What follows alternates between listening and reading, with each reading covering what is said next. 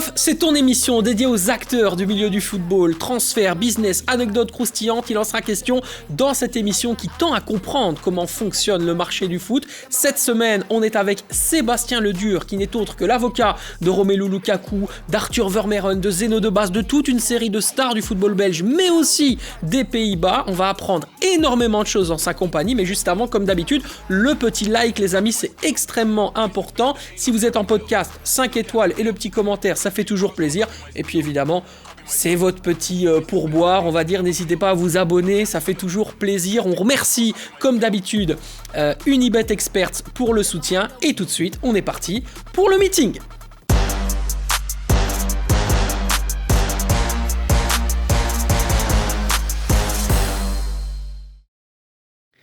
Sébastien, comment ça va ? Ça va. Prêt à entamer l'année. Eh ben justement, voilà, bonne année, beaucoup de bonnes choses. Je suis très très content de te recevoir. Tu es le premier invité de 2026. Qu'est-ce que je peux te souhaiter ? Je dirais, c'est un cliché, mais comme pour tout le monde, une bonne santé. Et puis, pour le reste, que voilà, les projets continuent à arriver, qu'on travaille sur des chouettes dossiers. Et de manière générale, à titre privé, du bonheur, du bon temps passé en famille avec les amis. Et ce serait déjà pas mal. Alors, tu es avocat, évidemment, en droit du sport économique. On l'a dit, tu t'occupes de nombreuses stars du sport, d'une manière générale, que ce soit du basketball avec Toumani Camara, que ce soit du cyclisme avec Remco Evenepoel, le football, évidemment, Romelu Lukaku, Zeno de Bas, du côté des Pays-Bas également avec Memphis Depay. Voilà, il y a beaucoup de stars qui t'ont fait confiance. Et moi, aujourd'hui, je vais simplement essayer de savoir pourquoi. Quel est ton modèle ? Comment est-ce que tu expliques les choses ? Alors, la question première, elle est toute basique, mais elle va nous permettre d'entrer dans le sujet. Comment tu définis le marché du foot aujourd'hui ? Comme un marché international, ça d'office, je pense que c'est une porte ouverte que de le dire. Un marché qui est plus orienté vers les jeunes joueurs qu'il y a 10 ans, plus ou moins. Beaucoup de clubs investissent maintenant dans les jeunes joueurs, avec l'espoir de pouvoir les revendre plus tard. Les propriétaires de clubs ont changé aussi. On a vu l'arrivée des fonds d'investissement de plus en plus. On a ce qu'on appelle les MCO, les clubs qui appartiennent à plusieurs... Enfin, plutôt un propriétaire qui est propriétaire de plusieurs clubs. Et donc, c'est un environnement passionnant où les choses se passent très très vite et où je pense qu'on n'est pas encore à la fin du mouvement de ce qu'on verra à l'avenir. Oui, c'est en train d'évoluer petit à petit. On sent un football et un marché, on en a souvent parlé dans cette émission, qui avant, à l'époque, donnait évidemment tout le pouvoir au club et qui maintenant est vraiment en train de se basculer.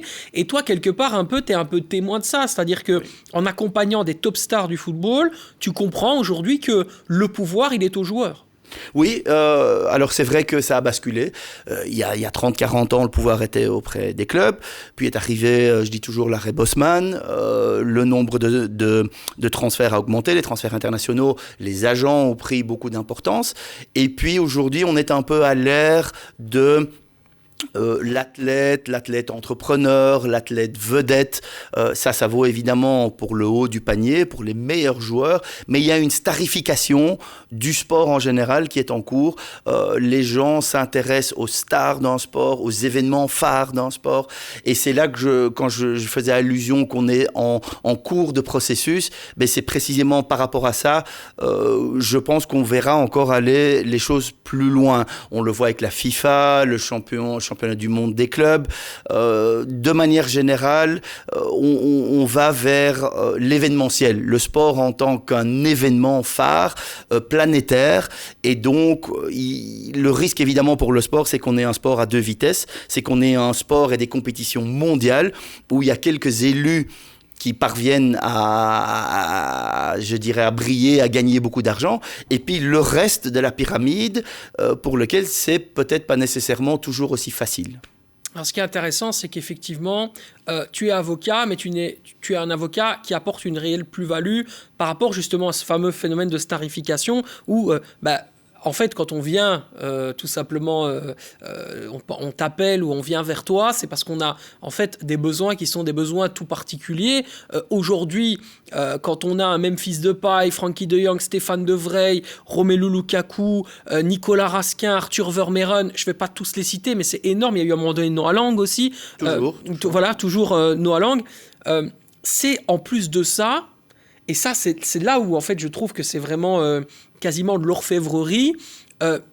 On parle de minutie, on parle de détails, on parle de traitement sur mesure pour ces joueurs. Oui, clairement.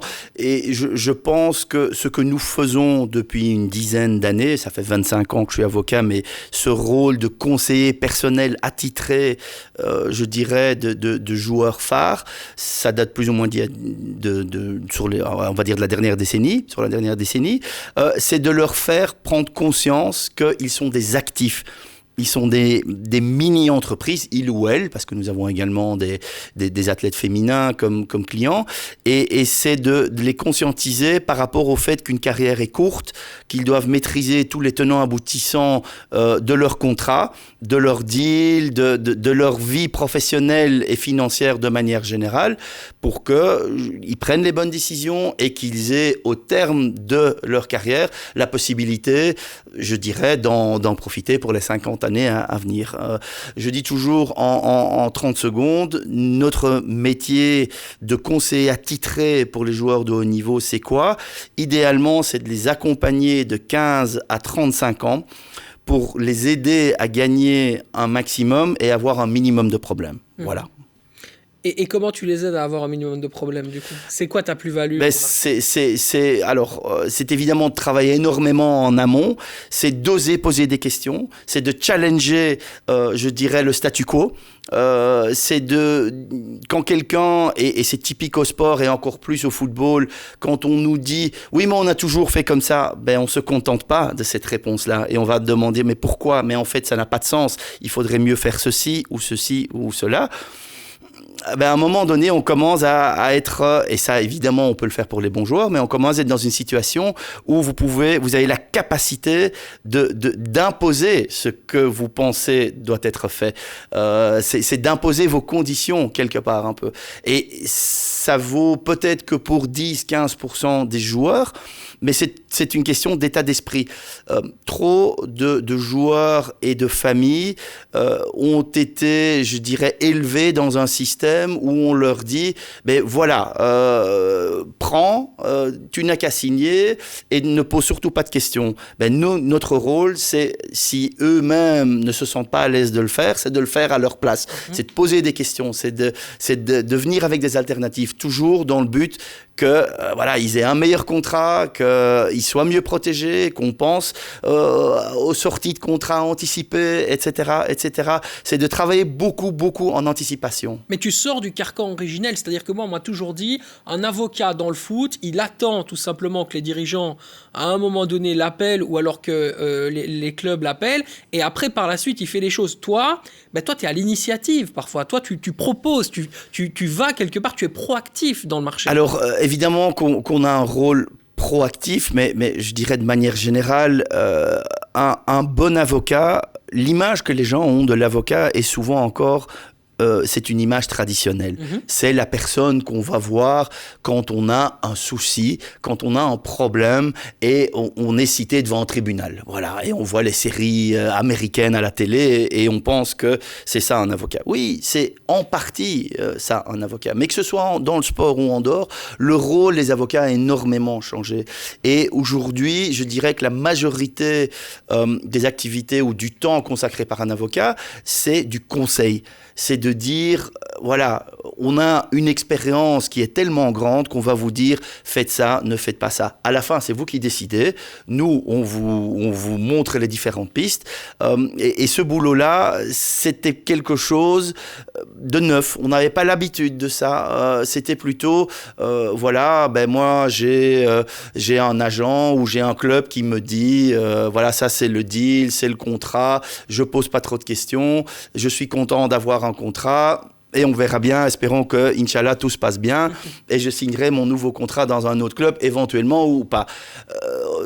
c'est vraiment un travail pour dire les créateurs de valeur, c'est vous les joueurs, c'est vous pour qui les gens viennent au stade. Donc la valeur, l'argent qui est généré dans le foot, ça vient des 22 personnes sur un terrain. Ayez conscience de ça. Ça ne veut pas dire que vous devez demander des choses déraisonnables. Il faut connaître justement aussi sa position sur le marché. Mais quand vous avez bien fait cette analyse-là, vous devez agir en conséquence. Et une des premières choses que nous faisons avec des joueurs et des familles qui viennent nous voir, c'est justement de faire ce qu'on appelle un mapping. C'est dire, OK, quelle est votre situation sportive? Quelle est votre situation financière? De faire à côté, et tout ça, ça s'est fait avec des tableaux, de faire un benchmark, comme on dit. On va comparer avec la moyenne sur tel marché, tel marché, tel marché. Il y a des sociétés aujourd'hui qui sont spécialisées dans l'analyse, je dirais, technique des joueurs, parce que quelqu'un pourrait dire, oui, mais vous êtes avocat, vous n'y connaissez rien au foot, qu'est-ce que vous allez me dire si je dois jouer dans tel club ou sous tel système ou tel autre système? Il y a des sociétés aujourd'hui, et nous faisons appel pour nos clients à ces sociétés-là, qui vous font des rapports mais extraordinaires avec vos forces, vos faiblesses, le marché, les clubs avec qui vous correspondrez. C'est vraiment, c'est différent. L'époque où aussi un joueur représenté par un agent et avait son agent qui envoyait une liste de joueurs à un club en disant « Voilà les joueurs qui sont à ma disposition », ça a changé aussi. Pourquoi? Parce que les datas sont arrivées dans le foot. Et les clubs aujourd'hui, ils recrutent des joueurs sur base de profil. Et soit vous rentrez dans le profil, soit vous ne rentrez pas dans le profil. Donc, ce n'est pas une question de « je vous amène la perle rare que vous n'aurez pas encore vue ». Un club aujourd'hui... Ça, c'est les agents old school, on peut le dire. En général, ils pensent comme ça. Mais oui. je trouve ça super intéressant ce que tu dis, mais je t'arrête juste sur une chose, parce que tu parles tout à l'heure de conseil, et c'est très intéressant, parce qu'on est vraiment dans du conseil quasiment rapproché par rapport aux joueurs. Mais un agent peut très bien se dire aussi conseiller, un accompagnateur peut se dire conseiller, un frère de joueur peut se dire conseiller. Comment est-ce qu'aujourd'hui, Sébastien Ledur, il arrive à faire son trou au milieu de tout ça? Mais alors, il y a une différence fondamentale, je pense, par rapport aux familles d'une part et par rapport aux agents d'autre part. La famille, c'est la famille. Parce que les joueurs, ils sont perdus, c'est pour ça que je pose la question. Oui. Les joueurs sont parfois un peu perdus en disant, mais lui, je le prends pourquoi? Ou lui, en fait, je viens pour lui pourquoi? Mais lui, il représente quoi par rapport au marché? Qu'est-ce qu'il va m'apporter? En fait, il y a beaucoup de personnes qui, entre guillemets, ont quelque part ce rôle, ou en tout cas tendent à avoir ce rôle de conseiller. Oui. Tu vois ce que je veux dire? Mais je dirais qu'il y a, disons 3 façons de gérer une carrière et de préparer des transferts. Parce que finalement, c'est de ça qu'il s'agit pour un joueur de foot. On parle de joueur de foot ici. La première, c'est de dire, voilà, je fais confiance à personne et je fais tout moi-même avec mon cercle d'intimes, c'est-à-dire la famille, les gens qui étaient déjà là avant que je ne sois quelqu'un, entre parenthèses, et qui, donc, en principe, devrait être désintéressé. Voilà, je dis en principe parce qu'en pratique, c'est pas toujours comme ça non plus. L'inconvénient de ce modèle-là, c'est que c'est pas nécessairement des gens qui ont les compétences techniques pour le faire, ni le réseau pour le faire. Donc, mais c'est une possibilité. Vous pouvez tout faire vous-même. Voilà. Mais c'est comme dans tout. Vous pouvez vous-même... être autodidacte. Voilà, vous pouvez, je dirais, placer le toit de votre maison ou vous faites appel à un toiturier. Voilà, il y a des gens qui sont capables de faire ça eux-mêmes et la majorité n'est pas capable de le faire. Deuxième possibilité, c'est le modèle qui est arrivé, je dirais, les 30, 40 dernières années, c'est de dire je fais appel à un agent. Et c'est tout à fait logique. La majorité des joueurs a besoin d'un agent. Le problème qu'il y a dans le deuxième modèle, c'est que, et c'est pas moi qui le dis, ça s'est avéré dans les faits et par différents scandales qui ont été répandus dans la presse, c'est qu'il y a eu un problème de manque de transparence et de conflit d'intérêts. Est-ce que c'est toujours le cas? Non. Est-ce que ça peut être le cas? Oui. Donc, de nouveau, en tant que joueur, c'est un peu à vous de pouvoir juger, voilà, est-ce que cette personne-là, est-ce qu'elle sera complètement indépendante, transparente et sans conflit d'intérêt? à vous de juger, et est-ce qu'elle aura les compétences pour me représenter. Et la troisième voie, c'est celle que, bien évidemment, nous avons proposée, c'est de dire, oui, mais vous avez besoin d'un conseiller personnel. Parce que le modèle comme il existe, c'est un modèle en fait où au centre de l'échiquier s'est retrouvé l'intermédiaire, qu'on l'appelle agent ou peu importe. Mais oui, c'est-à-dire qu'on revient sur le discours. Vous faites du sur-mesure, en fait. Oui, on fait du sur-mesure. Pourquoi ? En fait, dans le rôle historique d'un agent, c'est une différence fondamentale et qui est important de comprendre. C'est que l'agent, très, très souvent, il ne travaille pas uniquement pour le joueur. Il travaille aussi pour le club en même temps. Le club vendeur, le club acheteur. C'est ce qu'on appelle la double représentation, voire même la triple représentation. Il y a un règlement sur les agents en vigueur à la FIFA, qui est pour l'instant contesté en justice par des agences et des agents un peu partout dans le monde. Pourquoi ? Parce que, notamment, un des points qu'on conteste, c'est est-ce qu'un agent peut travailler à la fois pour le club acquéreur, pour le joueur et ou pour le club vendeur. Voilà. Et puis, il y a une problématique de plafonnement, de commissionnement aussi, mais n'entrons pas dans ce sujet-là. Et ce que nous faisons donc, c'est de dire, mais nous ne travaillons que pour vous. Nous ne travaillons pas pour le club. Nous ne sommes pas payés par le club. Nous travaillons pour vous. Nous avons des honoraires que nous convenons avec vous et nous ne pouvons travailler que pour vous. C'est notre déontologie. Dès l'instant où nous travaillons également pour un club, on est en violation de notre déontologie. Jamais on le fera. Et donc les honoraires, c'est pas des pourcentages d'un montant lié à l'année de contrat, alors, etc. c'est des montants forfaitaires et il peut y avoir des success fees qui sont exprimés au pourcentage, mais qui sont très, très limités. On va parler... Ah, donc vous prenez pas, par exemple, comme les agents, 10% du contrat, l'année, etc. Non. C'est un choix qu'on a fait. Nous ne travaillons pas comme ça. Voilà, c'est un choix. Donc, on est moins cher, mais c'est même pas ça le débat. Le débat, c'est pour qui travaille la personne que j'engage. Est-ce que j'ai la certitude absolue que mon mandataire travaille pour moi ou est-ce qu'il travaille encore pour quelqu'un d'autre? Et ça, c'est des discussions que j'ai régulièrement, même avec des agents. Et il y a des agents qui me disent « Oui, mais c'est comme ça. Dans le foot, c'est comme ça. Il faut avoir une bonne relation avec le club aussi. Et donc, on est un peu l'entremetteur entre les deux. On est un courtier, on est un broker, comme on dit en anglais. Et voilà, on fait en sorte que l'offre et la demande se rejoignent. » Je dis « D'accord. Il y a besoin de ce type de profil aussi, mais c'est un autre métier. C'est un autre métier. Alors, vous n'êtes pas le conseiller personnel, attitré et indépendant d'un joueur. Et dans ce cas-là, le joueur, un petit peu, est trompé sur la marchandise. C'est ça ? En tout cas, alors, un agent qui prône la transparence, il le dit à son joueur. Et il va dire, écoute, moi, je vais prendre un pourcentage sur ton salaire, sur ta prime de signature, mais je prends également un pourcentage sur l'indemnité de transfert parce que je travaille pour le club entrant ou pour le club sortant.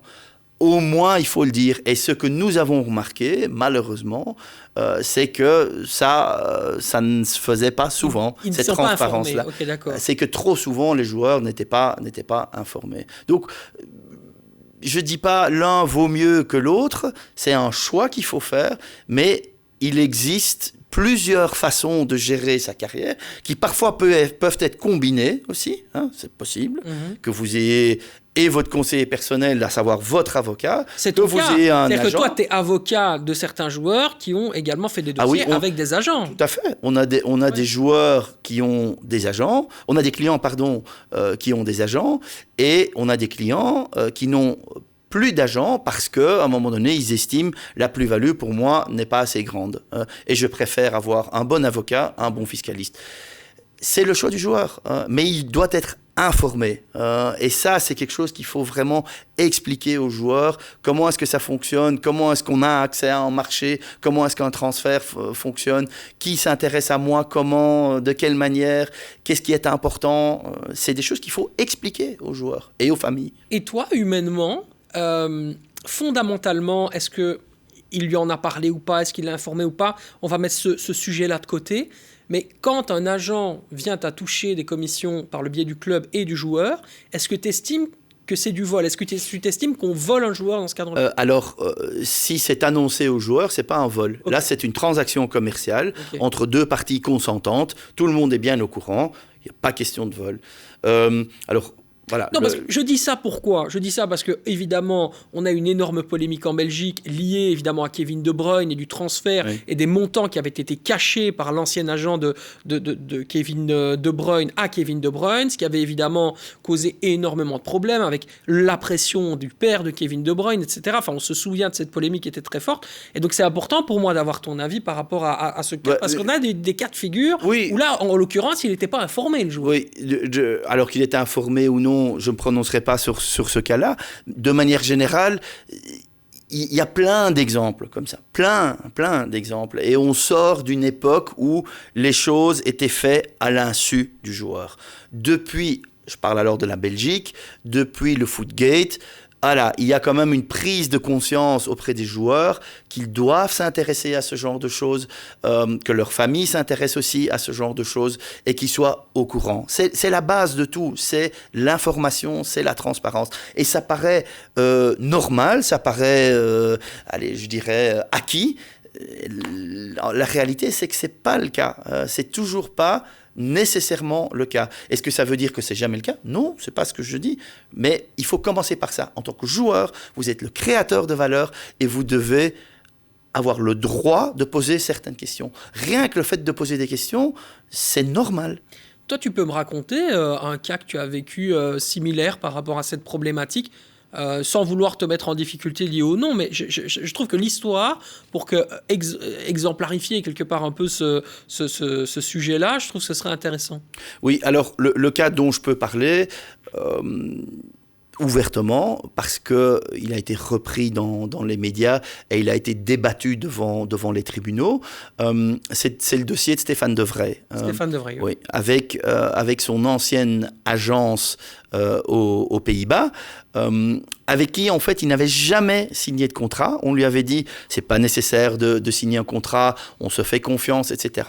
Depuis qu'il avait 16 ans. Avec cette agence, il avait signé ses 2 premiers contrats professionnels aux Pays-Bas. Il avait fait son transfert en Italie à la Lazio de Rome. Et il était arrivé en 2018 au bout de son contrat avec la Lazio de Rome. Il était donc joueur libre. Il n'y avait pas d'indemnité de transfert à payer. Toujours, cette même agence a négocié pour lui un contrat ailleurs, en l'occurrence à l'Inter de Milan, avec une revalorisation salariale à la base. Donc, lui se disait, bon, voilà, j'ai bien joué, je suis devenu international, j'ai fait la Coupe du Monde avec les Pays-Bas, etc. Je vais mieux gagner ma vie, c'est très bien. Mais il était joueur libre. Ce qui veut dire qu'en principe, le club acquéreur, il n'y a pas d'indemnité de transfert à payer, donc peut avoir un budget plus important à consacrer au salaire du joueur, que ce soit par le salaire ou par une prime de signature, que sais-je. Alors, qu'est-ce qui s'est passé? C'est que plus ou moins un an et demi après la signature de son contrat à l'Inter de Milan, alors qu'il était donc déjà là, en fait, il a découvert qu'il y avait un contrat entre son agence et le club, en vertu duquel, et je vais simplifier les choses, l'agence, si Stéphane allait au bout de son contrat, recevait un montant garanti plus ou moins de 10 millions d'euros. Un peu moins, mais quasiment 10 millions d'euros. Sans qu'on lui ait jamais dit. Et à ce moment-là, il a quand même commencé à se poser des questions. Il est retourné vers l'agence. Parce que l'intérêt de l'agence dans ce cas-là, c'était qu'effectivement, il termine son contrat pour pouvoir récupérer l'argent. Oui. Donc forcément, derrière, ça a fait réfléchir Stéphane De Vrij. Et donc le joueur, en fait, quand il a eu conscience aussi de ce que un top défenseur en Italie comme lui pouvait gagner, il s'est rendu compte que le salaire qu'il avait, qu'il était au niveau, voire même encore un peu en dessous des meilleurs défenseurs de la Serie A. Donc, le bénéfice qu'il avait à être joueur libre, c'est pas lui qui l'a eu. Donc, il est passé où?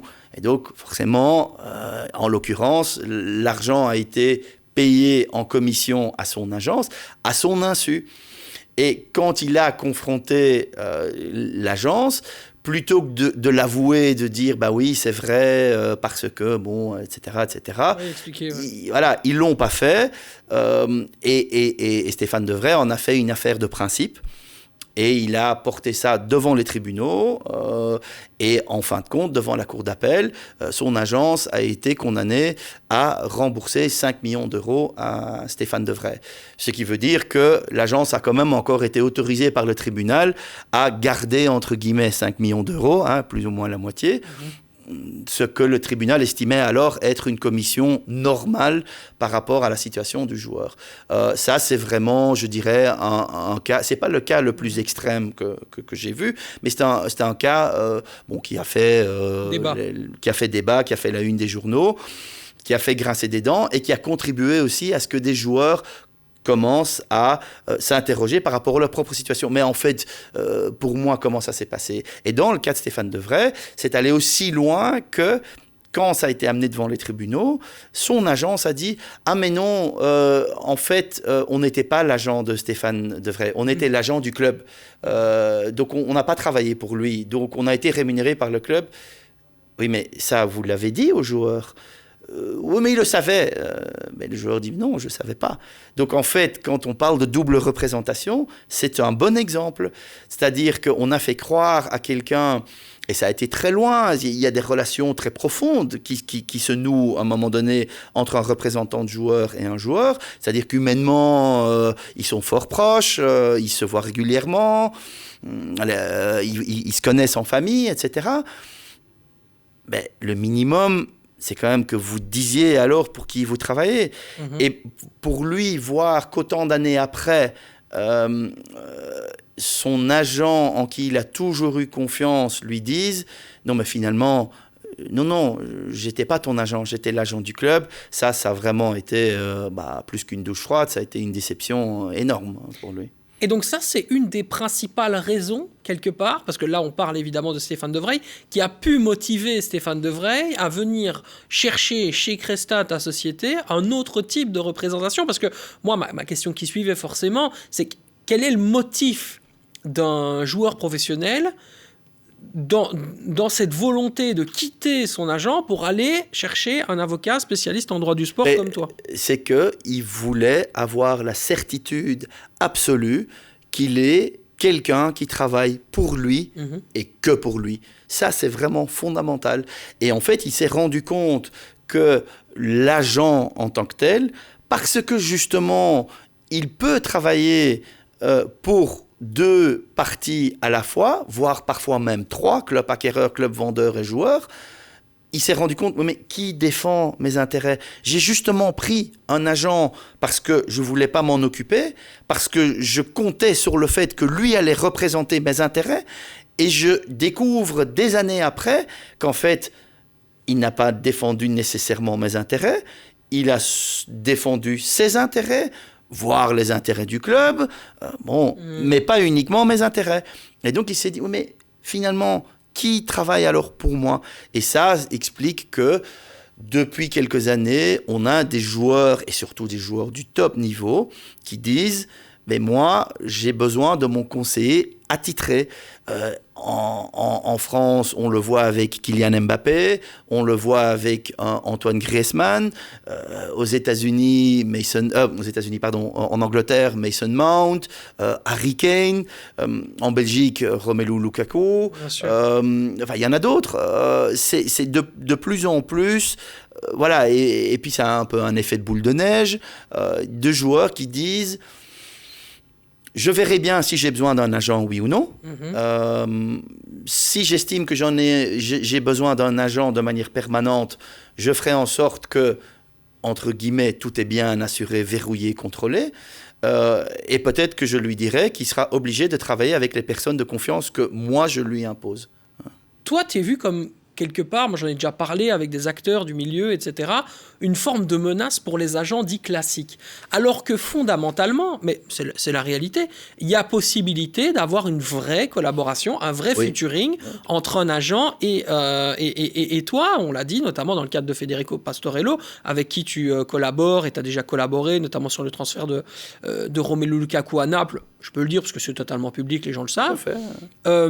c'est quand même étrange et c'est peut-être aussi une question de mentalité, qu'aujourd'hui tu sois perçu comme quelqu'un qui vient peut-on manger le pain des autres alors que tu offres une opportunité. Tu vois ce que je veux dire? Alors, 2 remarques par rapport à ça. La première, c'est que par rapport à l'ensemble des joueurs, l'ensemble du marché, on n'est pas une menace. Nous, on fait du sur-mesure, on fait du haut niveau, et donc, avec tout le respect que j'ai pour tous les joueurs, parce qu'ils sont tous très très forts, même, bon voilà, il y a quand même des différences entre le moins fort et le plus fort. Ils sont tous très forts, mais il y en a que tu refuses aussi. Pardon ? Il y en a que tu refuses. Parce qu'ils ont surtout besoin de quelqu'un qui va leur amener un contrat. Le joueur qui est très fort, il aura toujours un contrat. Il y a toujours des clubs qui viennent. Et donc, il y a deux modèles. C'est le modèle push, c'est-à-dire il faut pousser des joueurs, il faut les introduire. Et je viens de dire tout à l'heure que je relativise beaucoup avec la sélection qui est faite par les clubs sur le scouting. Puis il y a le modèle pull. C'est-à-dire, on tire, on vient chercher un joueur. Pourquoi ? Parce qu'il est tellement fort, il fait partie des 10, 15, 20% des meilleurs qu'il aura toujours un club. Et donc, le côté, il faut le présenter, voilà, j'ai ma liste de joueurs ici, ça joue beaucoup moins pour ces joueurs-là. Et donc, pour revenir à la question, donc, pour la majorité des joueurs, je vais même dire, vous avez besoin d'un agent. Vous avez toujours besoin d'être informé, de contrôler. Ça reste le besoin, il reste le même pour tous les joueurs. Mais faites en sorte que vous ayez un contrat. C'est très, très important. Et si vous avez un agent avec qui vous entendez bien, vous avez confiance, il est transparent avec vous, vous pouvez tout faire vérifier, il ne pose pas de questions, il ne bloque pas, allez-y. Les meilleurs joueurs, c'est différent. Là, l'utilité de quelqu'un qui va dire « Oh, mais sans moi, vous n'y arrivez pas », c'est différent. C'est le joueur, c'est la force du joueur qui fait qu'il va être, il va être recruté. Donc, ce que nous faisons, c'est du sur-mesure par rapport à un certain type de joueur. Voilà. Et parfois, nous le faisons aussi souvent pour des jeunes joueurs qui signent leur premier contrat. Et il se peut qu'à ce moment-là, ils soient perçus comme des prospects, hein, des futurs grands joueurs, et qui ne le deviennent pas, et qui vont rentrer dans un moule plus classique après, parce que, bon, voilà, ils n'ont pas émergé. Mais voilà, première remarque. La deuxième, qui est importante, est-ce qu'on est une menace par rapport à cette catégorie-là ? À eux de le voir comme ça. Je peux constater que on est dans un modèle traditionnel qui, quand on a commencé à poser des questions et à le questionner, il y a des gens qui se sont braqués, qui ont dit bah, c'est comme ça, ou on a toujours fait comme ça, ou si tu ne me fais pas confiance, alors voilà, tu n'as qu'à t'en aller, etc. Donc, jouer l'intimidation. C'est la peur du nouveau, c'est la peur du corps étranger. C'est une peur, mais qui est injustifiée. Ici, il ne faut jamais oublier qui est au centre de l'échiquier. C'est le joueur créateur de valeur, je me répète. Et donc, c'est lui qui a le droit. C'est lui qui a le droit de poser des questions, de s'interroger, de comprendre, de contrôler, de verrouiller. Et si, de l'autre côté, on vous dit « non, vous ne pouvez pas le faire », il faut se poser des questions. On dit souvent aux familles... La personne qui vous approche et qui demande de vous représenter, et si elle vous dit « Écoutez, petit, toi, tu dois t'occuper que du terrain, et moi, je m'occupe de tout le reste », mais je vous dis, vous vous retournez, vous partez. Parce que ce n'est pas comme ça qu'il faut gérer une carrière. Vous devez vous intéresser à ce qui se passe. Et ça peut paraître... ennuyeux de lire des contrats ou de s'y intéresser ou de poser des questions. Mais c'est votre avenir. Vous savez, quand vous signez un contrat avec un club ou avec un agent, il y a des conséquences. Vous devez au moins comprendre ce que ça veut dire. Si un agent vous dit « moi, je veux travailler pour vous, mais il faut... je dois avoir une exclusivité. » OK. Pourquoi ? Parce que voilà, ça fait pas bon genre d'avoir un représentant, 5 représentants qui vont tous parler au nom du même joueur. C'est pas bon. Il faut un représentant. OK, donc une exclusivité. Mais cette exclusivité, est-ce qu'elle doit être mondiale ou est-ce qu'elle est uniquement par rapport à la Belgique ? Est-ce que la durée du contrat, est-ce qu'elle doit tout de suite être de 2 ans Ou vous pouvez dire, écoutez, on est en pleine période de mercato, on va signer un contrat d'1 mois et on verra bien, on jugera sur base de ce que vous m'avez apporté. Donc c'est questionner là aussi les habitudes, le contrat qu'on leur propose. Ah mais ça c'est le contrat FIFA. Et les gens pensent qu'un contrat FIFA entre un agent et un joueur, on ne peut pas le négocier. Mais évidemment que si, évidemment que si. Vous pouvez prévoir une durée plus courte, vous pouvez prévoir que vous pouvez y mettre fin à tout moment sans indemnité, vous pouvez limiter l'exclusivité à certains territoires, vous pouvez dire que vous avez le droit de vous représenter vous-même. C'est écrit noir sur blanc dans les règlements de la FIFA. Donc, il y a des choses que vous pouvez faire, mais qu'on ne vous dira jamais. On ne vous l'expliquera pas. Et nous, on est là pour expliquer ça, pour aider. Et puis, quand est venu le moment de la négociation, de dire, écoutez, on a fait tant de contrats pour tant de joueurs du top niveau, dans des clubs, dans des grands championnats, on va vous dire quelle est votre valeur de marché, comment vous pouvez encore aller négocier le meilleur contrat possible. Ça, c'est notre métier. Et puis, le joueur, il le fait pas, c'est son choix. Il le fait avec un agent, il le fait pas avec un agent, c'est son choix.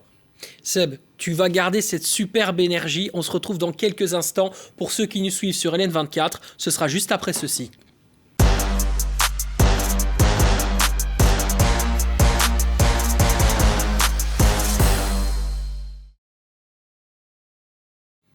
Et on est de retour dans En Off, bien sûr, avec Sébastien Ledure. Sébastien, absolument passionnante cette discussion. Il y a encore quelque chose que tu voulais dire par rapport au sujet qu'on venait de terminer. Oui, par rapport au rôle, parce qu'il y a des gens qui se posent des questions. Est-ce qu'un avocat peut m'aider ? Est-ce qu'il est suffisamment bien introduit dans le milieu ?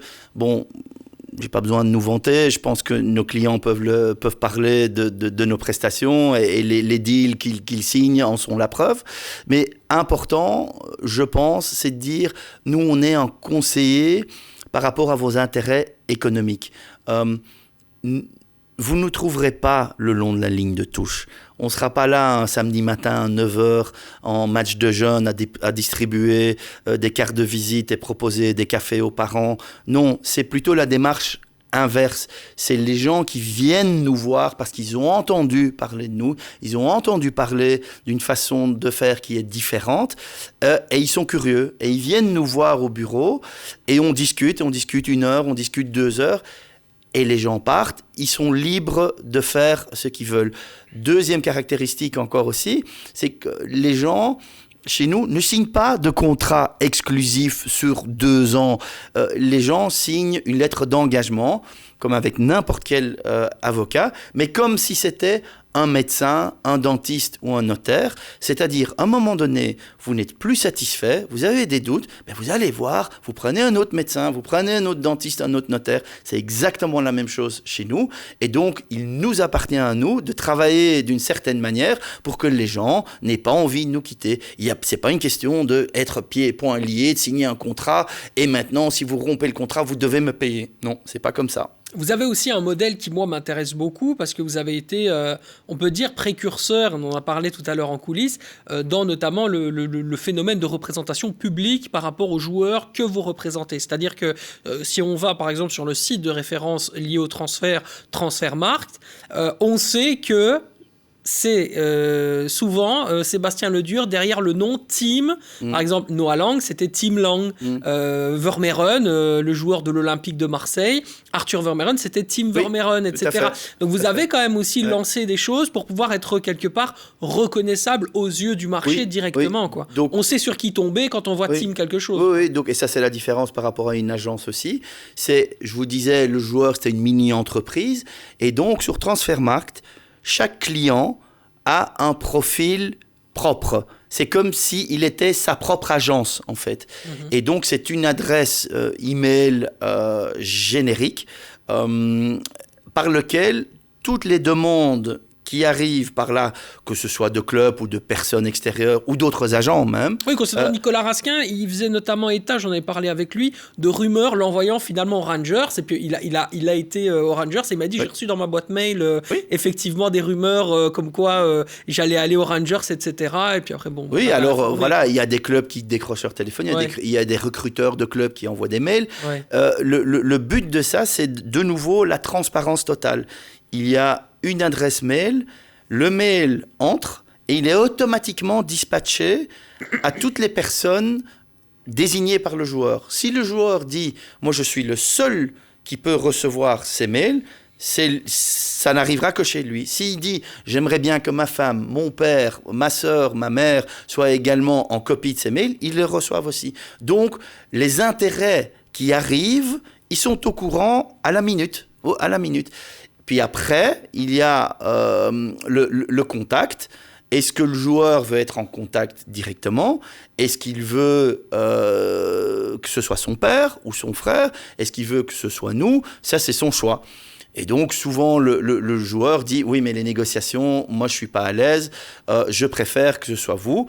Et alors, comment est-ce que ça se passe? C'est que les discussions qui sont des discussions contractuelles. On est mandaté par un client pour discuter d'un contrat. Et bien, ces discussions se font en présence des représentants du club, nous, et un membre de l'entourage du joueur. Pour que ce qui se dit dans la salle, dans la chambre... Dans ce dur, là. Voilà.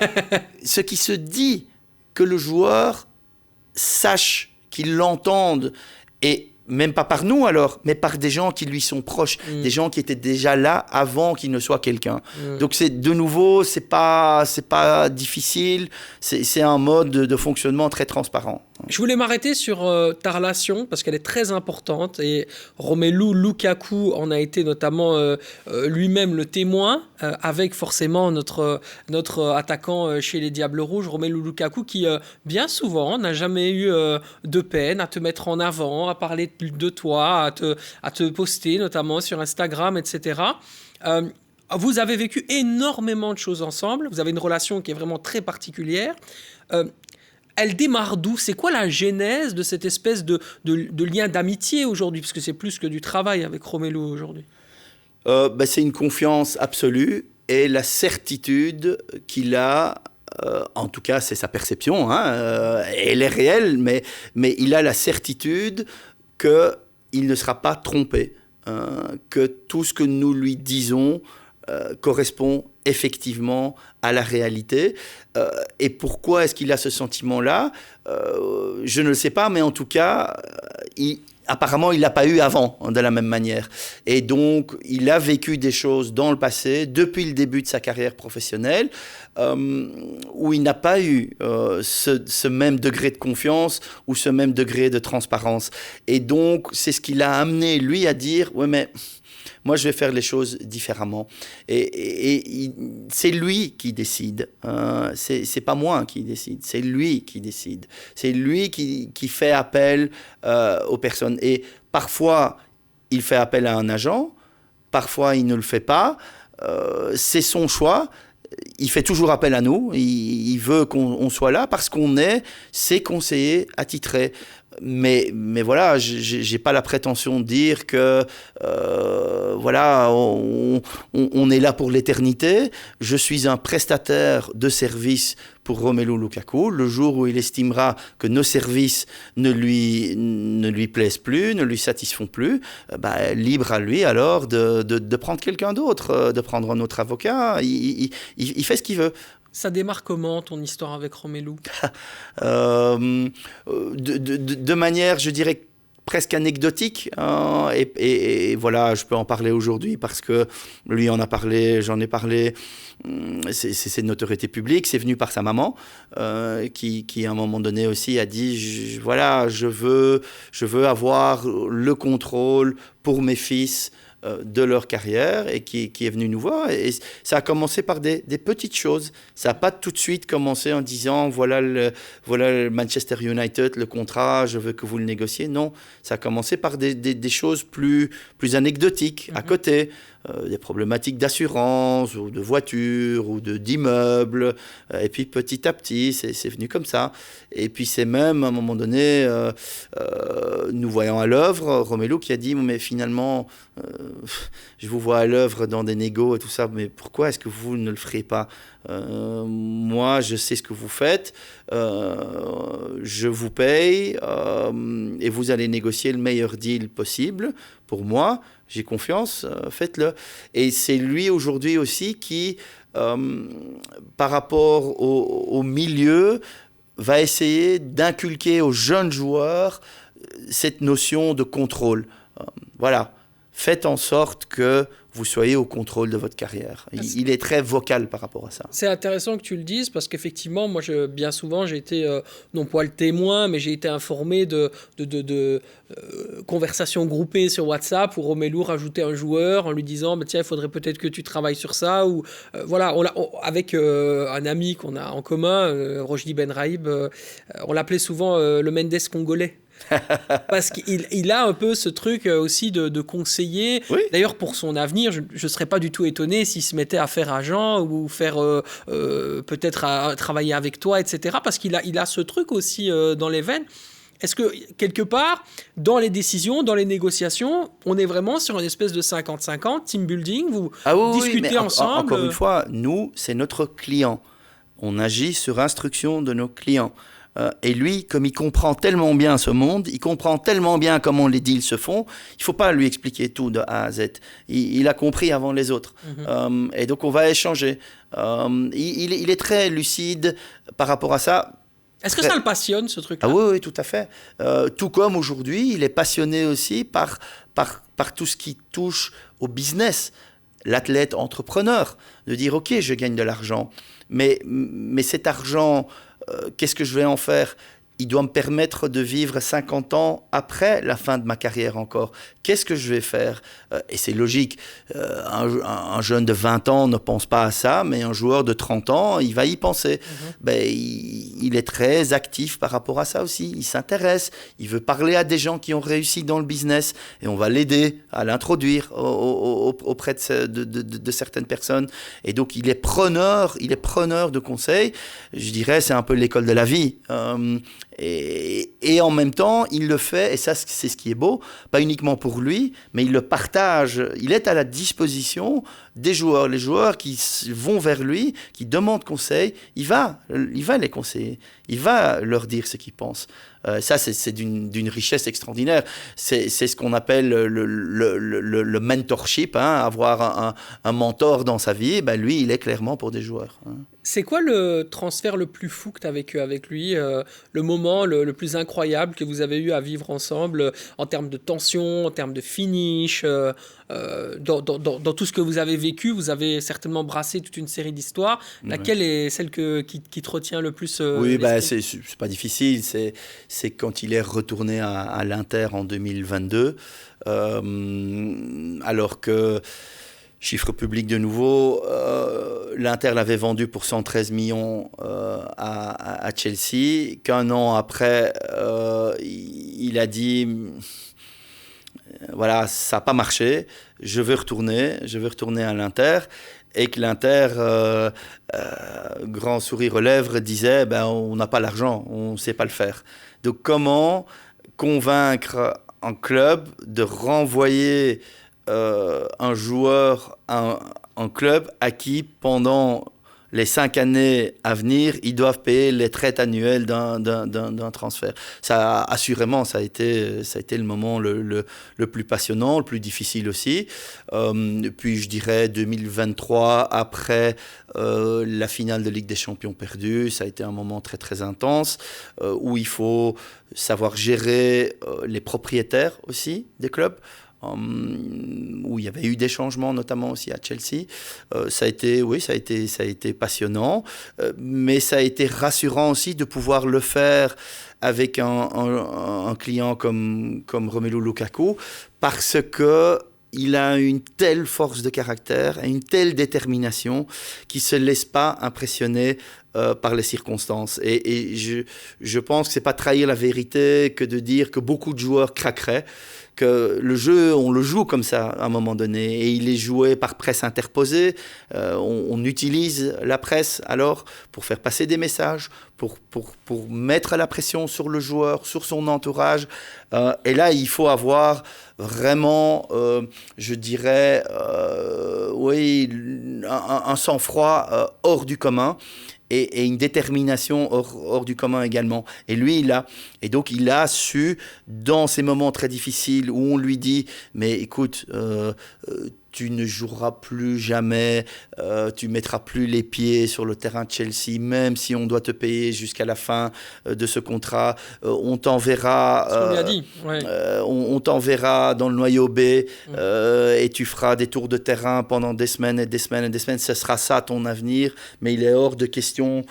Et puis à un moment donné, te dire, voilà, je sais que les choses vont se passer différemment parce qu'il y a différents intérêts qui interviennent. Ça, c'était surtout la deuxième année, en 2023, pas tellement en 2022. Voilà, il faut avoir un sang-froid. Comment tu as fait pour le débloquer, ce deal qui était si compliqué, effectivement, avec Chelsea, qui mettait des pressions incroyables à Romelu Lukaku? Ça s'est passé comment? Alors, sans entrer dans les détails, mais je pense que ce qui a été très, très important, c'est justement l'implication du joueur même, de mettre le joueur face à face avec le propriétaire. Et à un moment donné, Ah, vous vous êtes vus tous ensemble voilà, okay. Oui, évidemment. Mais qu'un club dont le joueur est un actif fort important se rende compte à un moment donné qu'il n'a aucun intérêt à voir cet actif déprécié, sachant qu'il devra encore le payer pendant les 4 années à venir.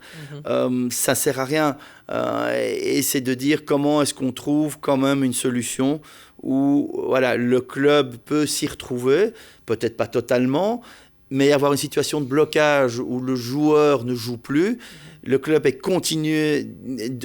doit continuer à le payer et en même temps on voit sa valeur marchande baisser parce qu'il ne joue plus. C'est pas dans l'intérêt du club. Donc il faut se mettre alors à ce moment-là, et ça c'est des raisonnements financiers, dans la peau du financier qu'est le propriétaire du club. Et c'est de dire, oui mais ok, on peut parler d'émotion ici, mais financièrement ça n'a pas de sens de faire ce que vous voulez faire. C'est-à-dire que toi, tu as pris les Américains par le biais vraiment de ce par quoi, évidemment, tout passe aux États-Unis, c'est l'argent. C'est-à-dire que tu leur as parlé leur langage, quoi. Oui. Et grâce à ça, tu as pu peut-être les détendre, on va dire, sur cet aspect de négociation. Alors, c'est des gens intelligents, ils n'ont pas besoin de moi non plus pour le... Je ne vais pas faire apparaître comme si, voilà, c'était une solution tombée du ciel. C'est juste du bon sens. Et c'est à un moment donné de comprendre comment se fait le jeu de la négo.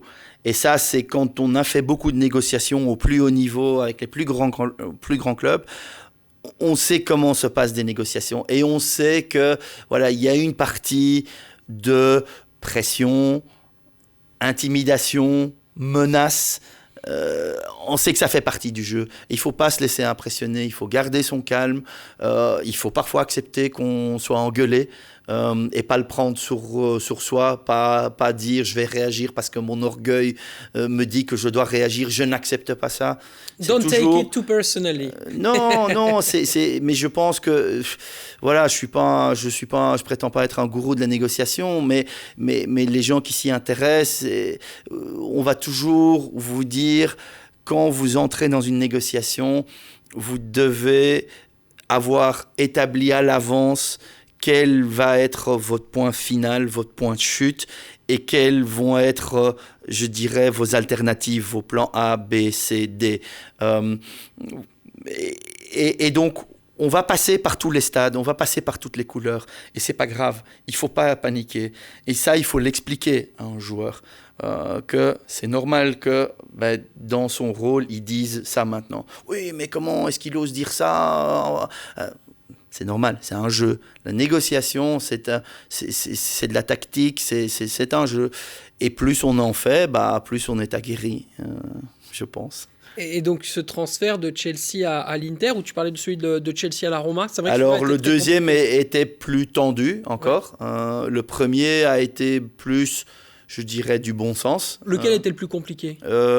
Alors le premier, par l'équation économique, parce qu'il y avait une telle différence entre le prix de vente de l'Inter à Chelsea et l'offre un an plus tard de l'Inter qui ne pouvait qu'être une location sur un an, le gouffre était abyssal. Donc dans des situations ou dans des circonstances normales, je dirais pas que ce deal se serait fait, mais on a eu la chance à ce moment-là, je pense, d'avoir un propriétaire qui a raisonné d'une manière différente en la personne de Todd Boehly, et l'Inter qui, je pense, à ce moment-là, nous a fait confiance aussi dans l'approche du dossier. Et pourquoi c'était encore plus tendu lors du deuxième transfert, donc l'année suivante à la Roma?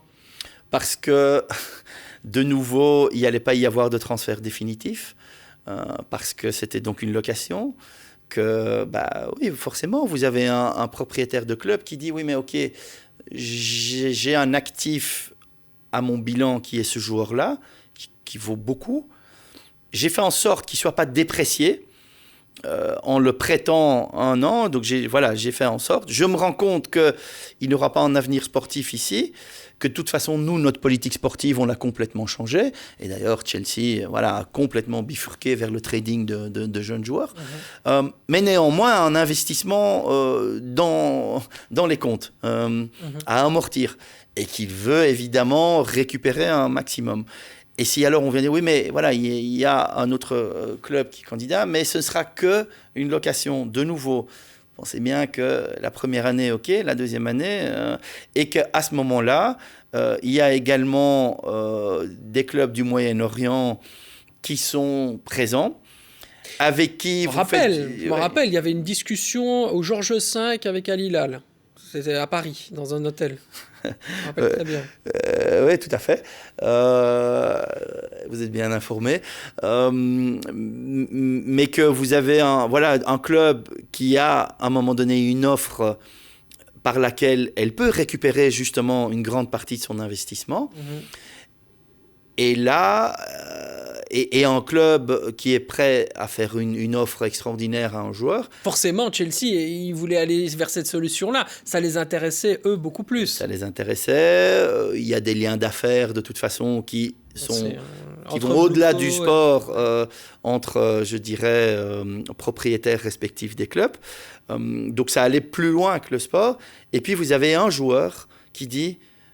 Ouais, mais je suis pas prêt à faire ça. Je veux encore gagner des titres. Non, je fais pas. Vous imaginez la pression, alors que les clubs, en fait, il y a qu'à dire oui. Et en théorie, ce serait un win-win pour tout le monde. Financièrement, ce serait un win-win pour le joueur, pour le club vendeur, pour le club acquéreur. Bon, ça c'est autre chose. Mais en tout cas, voilà, opération financière très très intéressante pour le club vendeur, pour Chelsea et pour le joueur. Et à ce moment-là, le joueur, il dit non. Vous imaginez la pression? Il faut être très, très, très, très, très costaud pour pouvoir y résister à ce moment-là. Donc, c'est pas... et c'est pour ça, le temps s'est écoulé. Il y a eu, entre-temps, maintenant, un transfert définitif vers le club de Naples. Donc, je pense on peut en parler un peu plus librement. Mais, oui, il faut bien se rendre compte ce que ça représentait et quelles caractéristiques, quelle mentalité il faut avoir pour pouvoir y résister. Romelu était intéressé à l'idée d'aller en Arabie Saoudite. C'est quelque chose qui l'intéressait, mais il a refusé d'y aller parce qu'il voulait gagner des titres, ou alors il n'était pas du tout intéressé et on lui a poussé, on voulait le pousser là-bas. Je dirais plutôt que c'est la seconde option. Est-ce que ça veut dire qu'il n'est pas intéressé par l'Arabie Saoudite? Comme tout joueur, je pense qu'il écoutera toujours. Voilà. Mais il a estimé à ce moment-là que ce n'était pas le bon choix pour lui. Et nous, en tant que conseillers, on n'a qu'une seule chose à faire, c'est de respecter les instructions du client et d'agir en conséquence. Et si le joueur, c'est pas de le convaincre de le faire. C'est pas de ouais, mais ce serait quand même bien. Non, c'est de lui dire voilà la situation. Qu'est-ce que tu veux faire? En fait, c'est la quête continuelle de la neutralité, votre travail. C'est vraiment une recherche. Mais dans l'intérêt du client, dans l'intérêt du client et que du client. Pas dans l'intérêt du club, dans l'intérêt du joueur. Et si le joueur a décidé qu'il renonçait à ce qui, sans nul doute, aurait été un salaire mirobolant, c'est son choix. Et il assume. Voilà. Et vous, c'est pas votre rôle de dire c'est bien ou c'est mal, c'est ça que tu es en train de m'expliquer. On pourrait lui dire c'est bien financièrement, c'est peut-être moins bien sportivement, Oui. mais tu es grand assez pour pouvoir en juger toi-même. Oui, c'est ça. C'est-à-dire que tu vas chercher effectivement, encore une fois, cette fameuse quête de neutralité qui est intéressante. Je vais rebondir forcément sur ce transfert où tu as collaboré avec un agent, donc en l'occurrence Federico Pastorello, pour le transfert définitif de Romelu. C'est un contrat de 3 saisons, je pense, du côté de Naples. Comment ça s'est passé à ce moment-là ? Forcément, il y avait de l'argent en jeu, donc Chelsea était un peu plus ouvert parce que transfert définitif, ça veut dire de l'argent qui rentre directement financièrement. Un joueur qui allait sur ses 30 ans, donc aussi ça peut aussi mettre un peu je vais dire, du beurre dans les épinards pour un club qui quand même mise beaucoup sur des jeunes joueurs. Donc pour eux, c'était la libération d'un joueur plutôt vieux, donc forcément difficile à revendre, qui allait quitter le club. Comment ça s'est passé ? Un peu comme vous l'avez décrit, c'est-à-dire que le club vendeur se rend compte qu'il a tout intérêt à le vendre cette fois-ci à le céder à titre définitif, parce que encore avoir une troisième location, voilà, ce serait quand même difficile. Un club acquéreur qui était conscient de la valeur du joueur, qui le connaît très bien et qui avait fixé ses limites. Et il y a eu, dans ce cas-là, un agent en l'espèce de Federico, en la personne de Federico Pastorello, qui a joué le rôle de courtier. En fait, lui, il a agi en tant qu'intermédiaire entre les deux clubs. Voilà. Et c'est un rôle très particulier ou très spécifique sur cette opération-là, qu'il a menée et qu'il a menée à bien. Avec l'autorisation de Romelu, parce qu'on rappelle que c'était l'ancien agent historique de Romelu. Oui, tout à fait, tout à fait. Et donc, ça, c'est à un moment donné, c'est une question de confiance aussi. Et le joueur, il a gardé sa liberté. C'est-à-dire qu'il n'est pas engagé sous forme de contrat. S'il décide de faire appel à un agent, il le fait. S'il estime qu'il ne doit pas le faire, il ne le fera pas. Mais c'est lui qui décide. Et quand c'est utile de le faire, avec un intermédiaire, mais pourquoi est-ce qu'on ne le ferait pas, hein ? Pourquoi est-ce qu'on ne le ferait pas ? S'il y a plus de chances qu'une opération aboutisse grâce à l'intervention d'un agent ou un intermédiaire, appelez-le comme vous voulez, évidemment qu'il faut le faire, puisque c'est dans l'intérêt du joueur. Mais là, il faut accepter alors, en tant qu'intermédiaire, que ça se passe dans un certain cadre, avec certaines conditions, suivant certaines modalités, qui auront été validées par le joueur. Et ça, c'est là que le paradigme change. C'est le joueur qui a le pouvoir de dire « Ok, à telle et telle et telle condition ». Romelu te sollicite aussi quand il doit faire des investissements, je suppose. Oui. C'est quelqu'un qui voilà, te contacte souvent, qui discute par rapport à ça. Parce qu'on dit souvent que ce qu'on investit dit beaucoup de nous. Sur ce sur quoi on investit en tant qu'être humain dit beaucoup de nous, de nos aspérités, de ce qu'on veut être et de ce qu'on veut montrer, etc. Quel est l'investissement qui représente le plus Romelu qui t'a demandé Alors, là, je ne peux pas entrer dans le détail. Ça, c'est des choses tout à fait personnelles. Et donc, je suis désolé, mais je ne répondrai pas à la question sur quel type d'investissement. Tout ce que je peux vous dire, c'est que, le joueur, et je vais extrapoler, pas parler uniquement de Romelu Lukaku, c'est que l'important, c'est que le joueur prenne conscience, à un moment donné, que l'argent qui rentre tous les mois, qui continuera pas à rentrer tous les mois. Et évidemment, tout le monde va dire oui, je sais. Sauf que quand on n'adapte pas son niveau de vie aux rentrées futures, à un moment donné, vous allez avoir un problème. Et donc, il y a une conscientisation qui est très, très importante dans le chef des joueurs par rapport à ça. Et on les aide et on les introduit. Ce n'est pas nous qui leur disons « vous devez acheter des actions, vous devez acheter des immeubles » Tu vas pas les pousser à faire des choses. Non, Quoi. oui. Encore une Mais fois, par contre, on va les introduire auprès des personnes, les bonnes personnes. Je dis toujours à un joueur, la personne qui vient vous voir en boîte de nuit au mois de mai, juin, quand la saison est terminée, à 2 heures du matin, et qui vient vous voir avec un plan et un investissement extraordinaire, c'est pas comme ça qu'on fait les investissements. Et donc les gens qui ont la tchatche et qui viennent vous vendre quelque chose, oui, mais grattez un peu et regardez ce qu'il y a derrière. Ça, de nouveau, c'est notre rôle. C'est ce qu'on fait, c'est qu'on gratte, on regarde, et puis on donne notre avis aux joueurs. On dit, bon, mon avis, c'est du vent. Ou ça peut être intéressant, mais comparons, parler à un tel. Enfin, si Romelu Lukaku investit au Sporting d'Anderlecht, on saura que t'es derrière. Ouais, c'est ça. Je voulais parler de Memphis Depay parce que c'est aussi un joueur que tu représentes qui est lui très haut en couleur. Oui. Et j'ai l'impression qu'on le connaît assez peu en fait fondamentalement Memphis Depay. Parce que grosse personnalité, parce que joueur aussi qui aime se montrer sous différentes couleurs, il fait de la musique, il n'a pas peur de dire ce qu'il pense, voilà, c'est un character, quoi. C'est vraiment un personnage vraiment particulier. Est-ce qu'il est difficile à gérer ? Alors, déjà, je ne me permettrai pas de le dire d'un client qu'il est difficile ou non à gérer, mais c'est quelqu'un qui... Et je fais un parallèle de nouveau avec Romelu Lukaku, qui sait très bien ce qu'il veut. Donc il y a quand même des caractéristiques par rapport aux gens qu'on représente et aux clients qu'on représente. On dit parfois, on a les clients qui vous ressemblent. Et donc c'est des gens qui ils se laissent pas impressionner. Ils ont leur propre opinion, ils tracent leur voie, ils assument les conséquences de leur choix.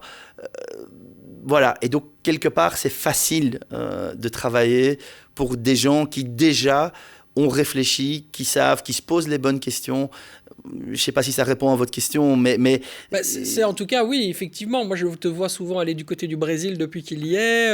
Oui. Je vois que vous avez une relation particulière. Moi, je cherche surtout à savoir qui est l'individu. Qui est-il selon toi ?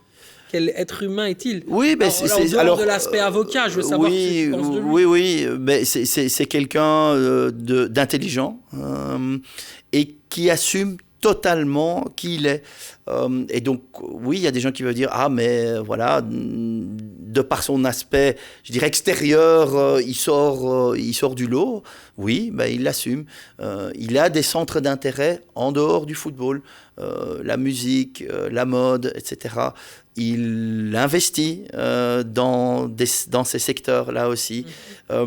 C'est passionnant de voir et de pouvoir accompagner un joueur de football qui a d'autres centres d'intérêt aussi, qui c'est pas que le football. Et lui, voilà, c'est quelqu'un qui se fixe des objectifs, avant tout quand même sportifs, et qui essaye de faire ses choix en conséquence. Mais par exemple, son choix de rejoindre le Brésil alors qu'il était un joueur à l'Atlético de Madrid, ça peut paraître comme quelque chose de surprenant, mais en fait, il s'est dit, oui, mais pourquoi pas ? Je vais découvrir un autre monde, une autre mentalité. Il n'a pas eu peur du qu'en dira-t-on en fait. Non, mais il a pris soin quand même d'en parler à l'avance avec le sélectionneur néerlandais. Est-ce que ça hypothéquera mes chances d'être sélectionné en équipe nationale, oui ou non ? Et puis, voilà, après, ça s'est révélé être un succès.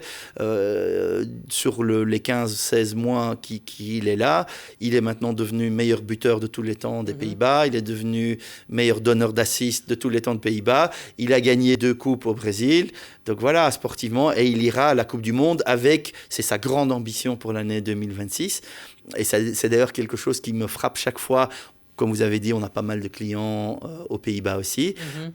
Aux Pays-Bas, quand on va à une compétition, les joueurs vous en parlent en disant « on va la gagner ». On va la gagner. C'est pas très belge. Oui. On n'a pas l'habitude, nous. Même si ça change, je pense que la génération dorée a changé des choses quand même aussi. Mais aux Pays-Bas, c'est ils sont vraiment convaincus qu'ils sont capables de gagner la Coupe du Monde. Et puis, Belge, toi, tu t'y connais bien, puisque tu as commencé avec la représentation de Justine Henin, donc, qui est notre grande championne. Ouais. Donc, effectivement, pour inculquer cette espèce de mindset de vainqueur, ici, il y a du boulot. Mais je pense que le privilège que j'ai, après toutes ces années, d'avoir côtoyé des sportifs de très haut niveau, que ce soit en tennis avec Justine, les Borlée au début de leur carrière, les joueurs de foot dont on parle ici. Ce qui est extraordinaire, c'est leur détermination et leur capacité à un moment donné à avoir un focus au-delà de la moyenne, d'oser se remettre en question. Ça aussi, c'est très, très important de dire, mais c'est pas parce que je suis arrivé quelque part que c'est bon, j'y suis, je gagne bien ma vie. Non. Et c'est des choses dont on peut parler très ouvertement aussi. C'est pas du juridique, mais ça devient à un moment donné du conseil général humain, exactement, humain. C'est de dire, voilà, mais ton ambition maintenant, ça doit être de qu'est-ce que je dois faire pour arriver à un échelon supérieur. Et on le voit dans le cas extrême avec quelqu'un comme Cristiano Ronaldo, que des gens aiment ou n'aiment pas, mais il faut quand même lui reconnaître qu'il a une force de travail, une détermination extraordinaire. Il va bientôt 1000 buts. Hein. Oui, il va y aller jusqu'à ses 1000 buts. On voit LeBron James qui a 41 ans et qui prend soin de lui. Et ça, je pense que pour les athlètes, ils ont besoin de ça. Et que l'avènement des réseaux sociaux, des podcasts, de ce type d'émissions est très importante aussi pour les joueurs d'entendre ce que quelqu'un qui a réussi, comment il a fait, de pouvoir leur parler, de pouvoir échanger et de se rendre compte que peut-être je fais quand même pas encore assez, peut-être que je dois encore faire plus.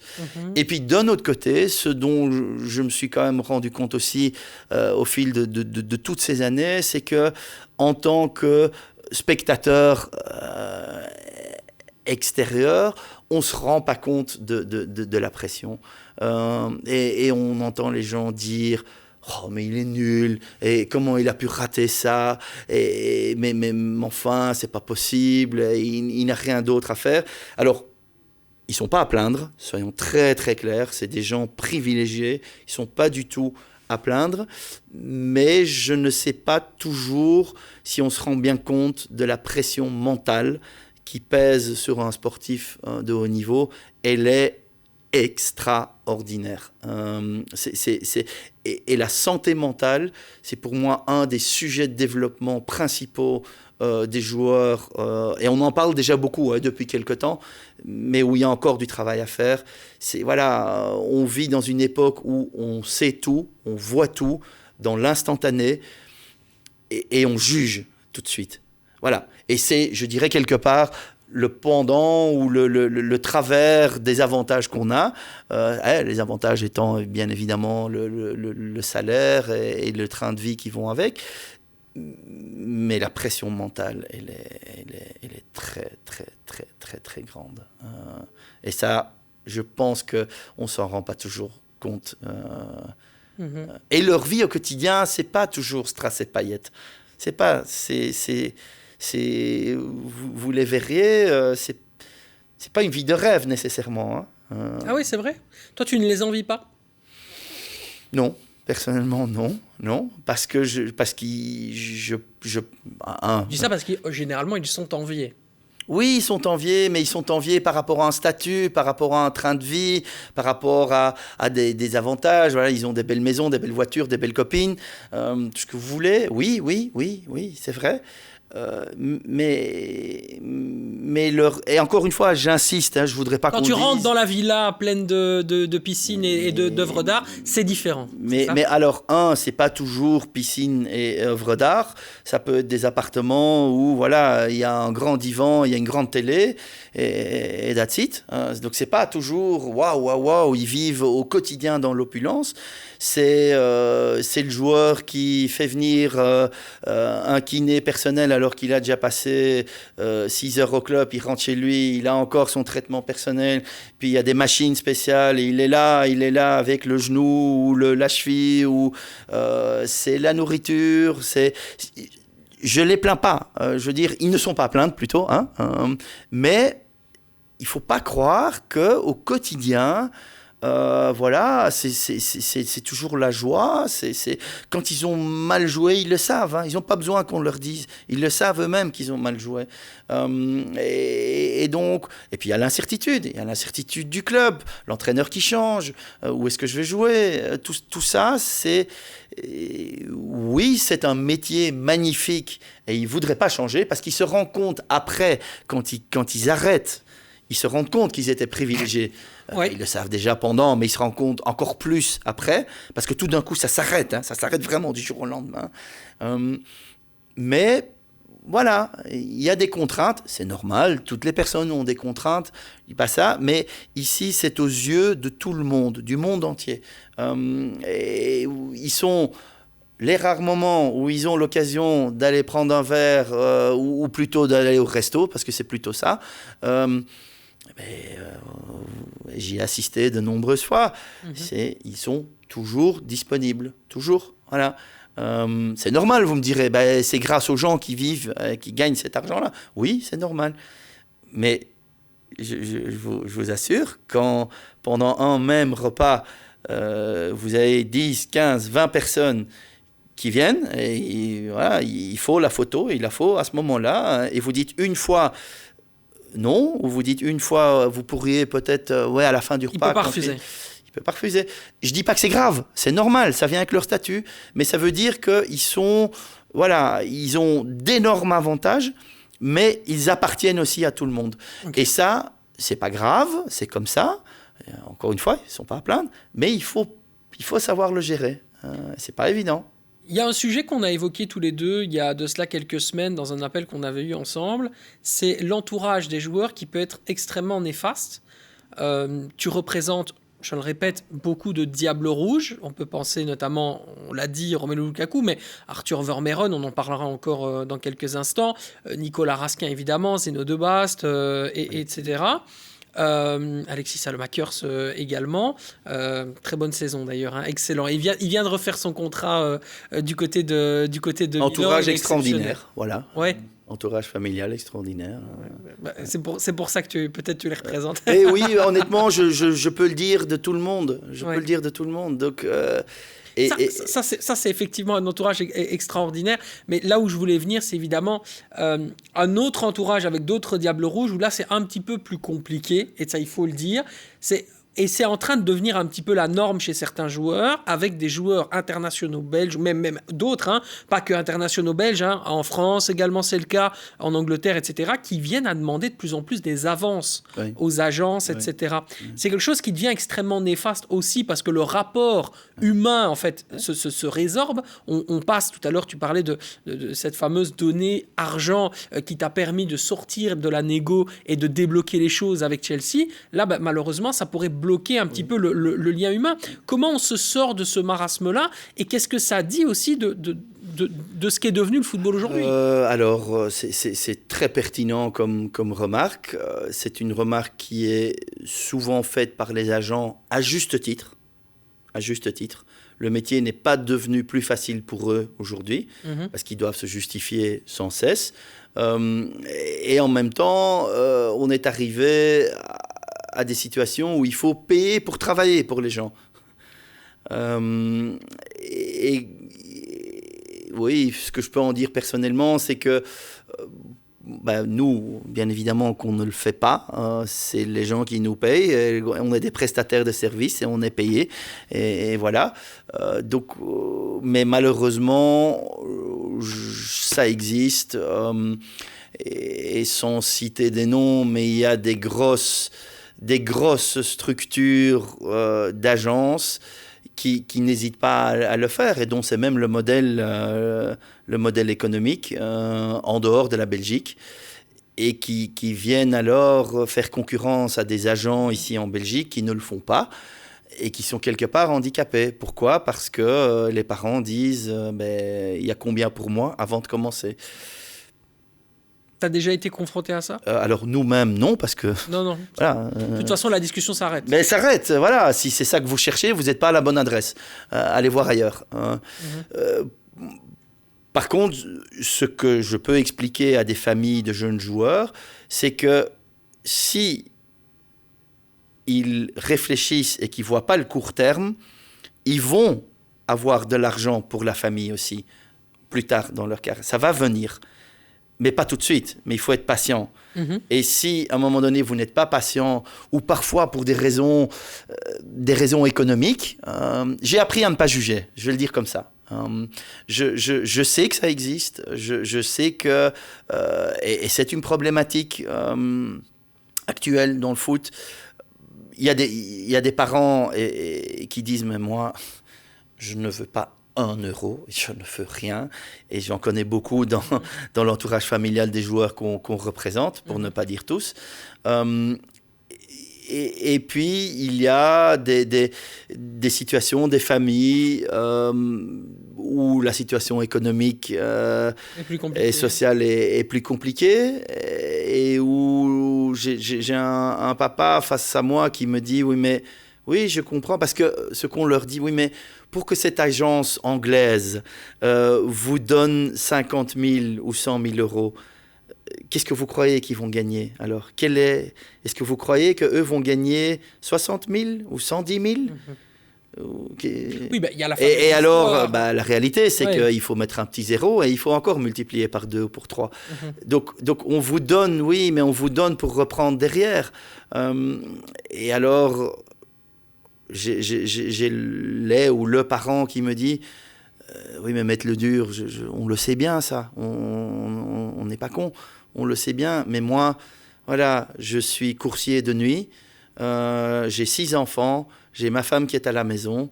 Moi, demain, mon gamin, il se casse la jambe, il rencontre une fille, il n'a plus envie de jouer au foot. Voilà, si demain je peux m'acheter une nouvelle voiture grâce à ça, ou je peux un peu améliorer le quotidien de ma famille, je prends. Qui suis-je alors pour dire vous ne pouvez pas le faire ? Donc, ils profitent de la précarité des familles. Oui. Malheureusement, c'est une réalité. Et je ne juge pas, encore une fois. Et ça, c'est de nouveau un choix personnel. Et parfois, ce qu'il peut y avoir au niveau de l'entourage familial, c'est que le joueur même n'est pas au courant. Parce qu'il n'a que 16 ans ou 17 ans. Il n'est pas au courant, en fait, de ce qui se passe au-dessus de sa tête. Et là, parfois, il peut y avoir des abus aussi. Voilà. Des abus, il peut y en avoir partout. C'est pas noir-blanc. C'est pas. Il y a plusieurs acteurs. Vous pouvez avoir des agents véreux, des avocats véreux, des joueurs véreux. C'est comme dans la vie, partout. Parce que c'est pas noir-blanc. Tu t'es déjà fait piéger par un joueur ? Jamais, non. T'as jamais eu de problème avec les joueurs ? Non, mais parce qu'on a une ligne de conduite qui est. Le jour où on s'éloigne de ça, mais tout notre discours, il tombe par terre. Donc, je ne ferai jamais de choix qui est dicté uniquement par l'argent et pour le court terme. Je préfère avoir une vision à long terme. Et alors, on remarque qu'il peut y avoir des gens qui vous disent qu'ils sont là pour le long terme et qui vont peut-être... demain, il y a quelqu'un d'autre qui leur propose de l'argent, chose que nous, on ne fait jamais. Ils vont alors travailler avec quelqu'un qui... Mais ce qu'on voit, c'est qu'après, 4, 5, 6 ans plus tard, ça revient quand même. C'est des problèmes qui reviennent. Pourquoi ? Parce que, justement, celui qui a payé alors pour pouvoir représenter un joueur, à un moment donné, il veut récupérer. Et il récupère beaucoup. J'ai une petite curiosité parce que j'ai travaillé sur le dossier et j'étais extrêmement étonné de la finalité de ce qui s'est passé. C'était cet été. Ça concerne un de tes joueurs, Arthur Vermeeren, à l'Olympique de Marseille. Alors, Bon, je suis très Autre étonné entourage extraordinaire. Voilà, certainement, et ça tu pourras le dire dans quelques instants. Mais comment ça s'est passé ce deal? Parce que au final, il était un petit peu mis de côté par Leipzig, il ne le voulait plus, c'était plutôt compliqué parce que personnellement, on savait, enfin moi je savais que Mehdi Benatia l'aimait bien, mais il n'était pas premier de liste, quoi. Il était dans les 3, 4, il était dans une short list. Et puis là, le transfert est arrivé et il a eu l'opportunité de le faire, ça s'est passé. Est-ce que tu peux m'expliquer comment Arthur Vermeeren est arrivé à Marseille? Parce que franchement, c'était inattendu et unexpected transfert. Hein, et d'ailleurs, ce qui prouve aussi qu'on peut parfaitement travailler dans l'ombre, dans la discrétion, et sans que ce soit répandu dans la presse ou sur les réseaux. Et je sais qu'aujourd'hui, voilà, il y a beaucoup de choses qui se passent là, mais quand même, ça c'est l'exemple d'un dossier qui en fait a déjà été préparé 1 an à l'avance. Parce que le club de Marseille, quand Arthur Vermeeren a quitté l'Atlético de Madrid, c'est un joueur qui est suivi par tous les grands clubs européens. Tous, depuis qu'il était à Anvers, et qui estime que voilà, il lui faut des étapes intermédiaires, mais qui sont tous convaincus qu'il peut arriver au plus haut niveau. Et puis après, on verra bien si ce sera le cas ou pas.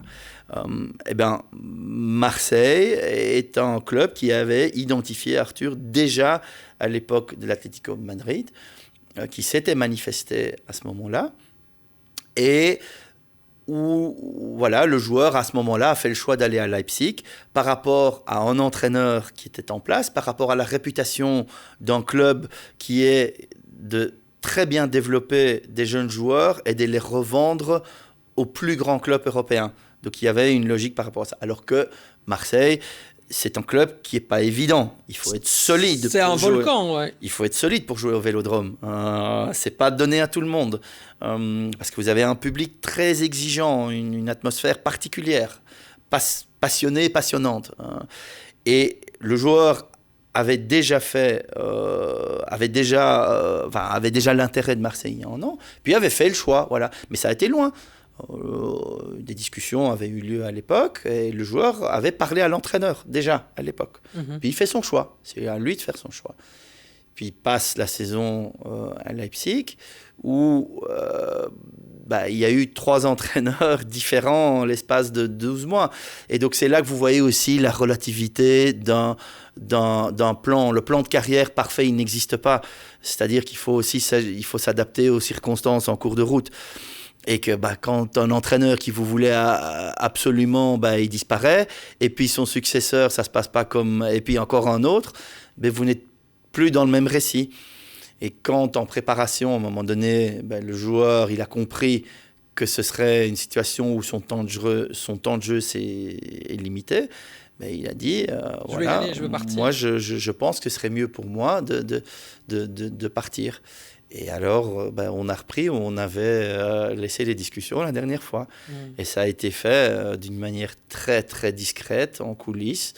Je dirais quasiment à l'insu du microcosme ou de la planète OM, parce que quand il a débarqué, à peine savait-on qui il était, en tout cas parmi les supporters. Oui, c'est clair. Et ils ont dû le découvrir. Si je peux me permettre, ce que je pourrais dire aussi, c'est qu'on avait peur, et connaissant Arthur Vermeeren, moi, ce qui m'inquiétait, et mes doutes ont été complètement balayés à la suite de ces matchs, c'est qu'en fait, Arthur n'est pas les épaules pour pouvoir jouer à l'Olympique de Marseille. Et je n'étais pas le seul, je pense qu'il y a beaucoup d'observateurs qui disaient, mais oui, ce mec-là, ça a été difficile à Leipzig, qui est un club qui n'est pas réputé pour avoir des supporters extraordinaires, avec une ambiance de dingue. Il va arriver là, il va se faire bouffer quelque part par l'ambiance marseillaise. Et en fait, ça a été tout le contraire, ça l'a galvanisé avec un entraîneur qui lui a fait confiance et qui l'a mis dans les meilleures conditions. Oui. D'où l'intérêt de la discussion entre l'entraîneur et le joueur. Elle est primordiale et le joueur doit sentir. Et ça, on ne sait pas l'expliquer. Il n'y a personne qui sait vous le dire à votre place. Le joueur doit sentir avec ses tripes, quelque part, la confiance de l'entraîneur. Et néanmoins, dans le cas d'Arthur, nous-mêmes, on avait les mêmes interrogations que vous, et on a quand même pris soin de fournir à Arthur l'avis de quelques techniciens. C'est intéressant, ça. Oui, c'est-à-dire que... Tu dis technicien, c'est entraîneur? Des gens du milieu du football. Je ne vais pas les citer, mais des gens vraiment qui soit occupent des positions importantes dans le recrutement, donc des gens qui ont des compétences techniques par rapport au football même. Et on les a appelés et on a partagé justement avec Arthur le feedback en disant voilà. Et là, à un moment donné, c'est lié aussi. Maintenant, c'est pas mon rôle, c'est pas mes compétences naturelles, mais là, le joueur, il est confronté à des avis techniques, au style de jeu. Et Roberto De Zerbi étant un coach qui aime bien avoir le ballon et qui aime construire à partir de là, il a été décidé, entre guillemets, par toutes ces personnes et par Arthur lui-même, que c'est un style de jeu qui allait lui convenir. Et donc ça, c'est un choix technique. C'est pas nous qui le faisons. On lui donne accès, on va faire en sorte que tu aies des avis, convergents, divergents, mais c'est toi qui décides. Et puis derrière, la négo, c'est nous. Jusqu'où tu n'es pas prêt à aller pour défendre les intérêts d'un joueur? Elle est où ta limite? La limite, c'est la limite de ma déontologie. Je suis avocat et ma déontologie, elle est sacro-sainte. Donc, ça veut dire que le conflit d'intérêts, il ne peut pas exister. Donc, quand on parlait de double représentation, il est hors de question que nous travaillons pour un club en même temps que pour un joueur. C'est pas possible, on peut pas faire ça. C'est des règles de base de notre métier. Et puis de manière générale, c'est clair que je ferai pas tout pour l'argent non plus. Mais ça, c'est des choix qui ont plus à voir avec l'éducation qu'on a reçue, l'importance qu'on attache à l'argent justement, et ça n'a rien à voir avec mes règles déontologiques ou mon métier. C'est une question que tout le monde doit se poser dans la vie. Qu'est-ce qu'on est prêt à faire pour l'argent? Et il y a des gens qui sont prêts à faire tout et n'importe quoi pour l'argent, et il y en a qui disent non.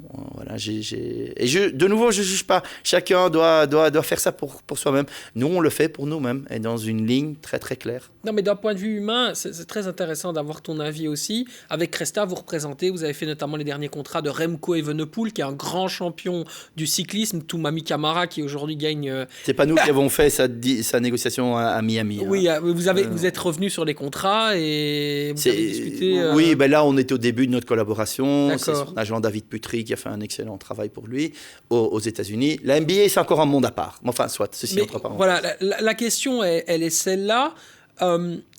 Quelle est la grande différence dans la mentalité, quand on est avocat, on le voit, on le perçoit dans les discussions, entre un footballeur et d'une autre part un cycliste et un basketteur? C'est quoi les grandes différences qui balisent vraiment la gestion justement de ce type de sportif de haut niveau différent?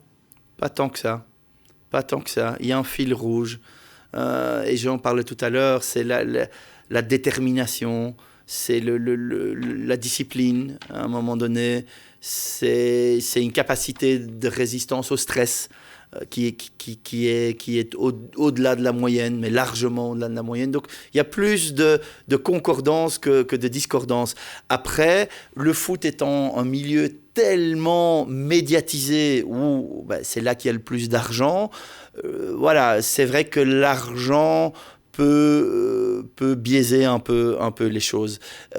Et ça, on a beaucoup moins dans le tennis, le basket, le cyclisme, qui sont plus, je ne vais pas dire clean, mais plus traditionnels ou plus réguliers par rapport à ça.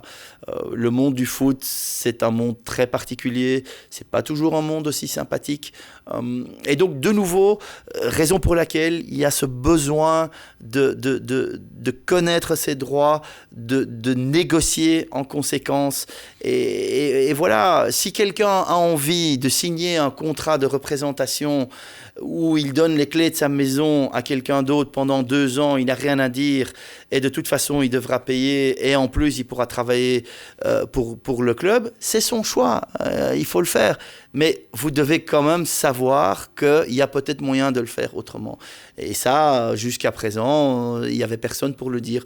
On constate quand même une évolution sur les 5-10 dernières années que, je dirais, le degré de professionnalisme et d'accompagnement individuel et technique des joueurs qui change. Voilà. Est-ce que c'est mieux, c'est pas mieux? Les joueurs décideront. On va passer à la séquence La Sauce dans un petit instant, mais juste avant, tu parlais tout à l'heure du facteur argent. C'est très intéressant ce facteur argent. À quel point est-ce qu'il est décisif dans votre manière de travailler et est-ce qu'il t'est déjà arrivé d'avoir des contrats sur la table que tu as acceptés sans négocier? Ah non, hors de question. Ça n'existe pas. Okay. Non. Non, disons, la somme est tellement incroyable, j'ai pas besoin de négocier, c'est bon, j'ai relu les contrats, tu peux signer. Ça n'existe pas. Toute proposition est sujette à discussion. Et quand on vous dit, vous avez 48 heures pour signer, que ce soit un contrat avec un club ou avec un agent, alors pour un club, ça peut être différent quand on est en fin de mercato. Là, c'est différent. Là, il faut décider en urgence. Mais quand on vous met la pression en disant « Oui, mais attention, si vous ne signez pas maintenant, ce sera un autre, ou ce sera avec un autre, ou vous allez perdre telle ou telle opportunité. » Ease, relax. Ne croyez pas toujours ce qu'on vous dit. Vous prenez le temps et vous avez le droit de... Et c'est quelque chose de très perfide. Je l'ai vu beaucoup de fois où le joueur, en fait, on le met sous pression. Où il n'a pas vu le contrat jusqu'à quelques heures avant la signature. J'ai encore vécu l'année dernière avec un joueur qui n'est pas belge, en Italie. Et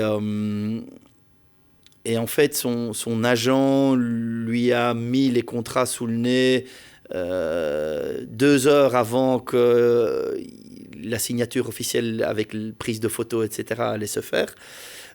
Et dans ces contrats, il s'est avéré que pour la première fois, il a pris connaissance des montants des commissions. Il a vu qu'il y a des commissions qui étaient payées par le club, il y a des commissions qui étaient prises sur son salaire. Comment voulez-vous en 2 heures faire ça? C'est pas innocent qu'on envoie ces documents à la fin. Il y a même des situations où en fait, c'est fait rouler. C'est délibéré que il n'y a pas de contrat qui est signé, alors qu'en fait, la réglementation FIFA impose la signature d'un contrat de représentation. Il y a des situations où, je ne dis pas que c'est toujours le cas, attention, loin de là, mais j'en ai vu où on ne le fait pas délibérément, où on signe un contrat de représentation, mais on ne remplit pas le pourcentage qui revient. Pourquoi ? Parce que l'agent veut avoir les mains libres au moment de la négociation pour ce que nous on dit jouer avec les petits pots. En fait, la valeur d'un deal, c'est une tarte, c'est un pot. Et avec ce pot, on paye l'indemnité de transfert, éventuellement la prime de signature, le salaire du joueur, le variable et la commission de l'agent. Mais c'est des vases communicants. L'assiette, elle n'augmente pas, le pot n'augmente pas, il reste le même. Et donc, ça, parce que d'où est-ce qu'il vient ce pot-là ? C'est le club acquéreur. Follow the money, qu'on dit en anglais. C'est comme ça. Regardez d'où vient l'argent. C'est pas tout d'un coup que ce budget va augmenter de 20%. Non, il y a une enveloppe. Et cette enveloppe était là, et on peut jouer avec ça. Et là, malheureusement, j'ai vécu aussi des situations après coup où on n'était pas impliqué dans la négociation. On nous a appelés par après. Et où, en grattant un peu, on s'est rendu compte que le pourcentage de la commission sur la valeur du deal, ça ne représentait pas 10%, mais c'était de l'ordre de 30, 40, 50. Et j'ai même vu des cas extrêmes où c'était 100%. Mais bon, soit. Encore une fois, je ne veux pas dire que c'est monnaie courante. Ça arrive, voilà. Mais ça n'arrive pas aussi. Mais faites en sorte que ça n'arrive pas. Allez, sur ces beaux mots, on va passer à la dernière séquence. On met Sébastien Ledur dans la sauce. Oui, c'est parti.